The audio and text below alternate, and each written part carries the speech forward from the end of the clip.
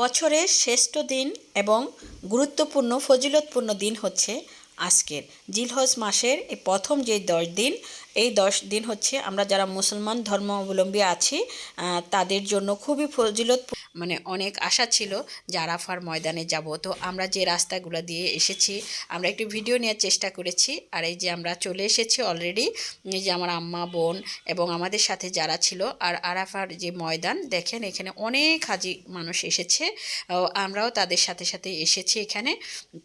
আর আরাফার ময়দানটা হচ্ছে আমাদের জন্য একটা আবেগের জায়গা।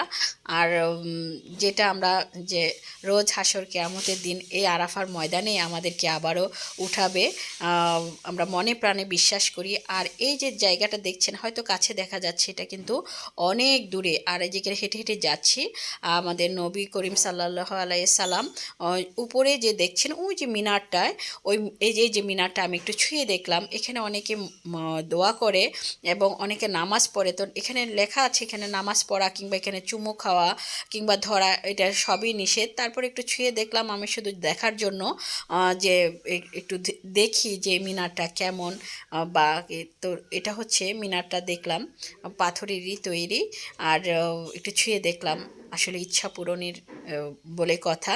আর এখানে সবাই অনেক কান্নাকাটি করছিল, অনেক দোয়া করছিল। আর এই যে পিছনে যে জায়গাটা, এই যে এখন যে হজের মৌসুম, এখন হজের সময়, এখানে সব কানায় কানায় ভর্তি আছে কিন্তু হাজিরা, এখানে দোয়া করছে সবাই। আর এই যে আরাফার ময়দানে যাওয়ার আসার পথে এই যে দোকানগুলা, যেগুলা এখানে অনেক খেজুরের দোকান, অনেক বোরকার দোকান, অনেক দোকান আছে। আর এই যে শেষে আবার একটু পুরা কত এলাকা জুড়ে যে এই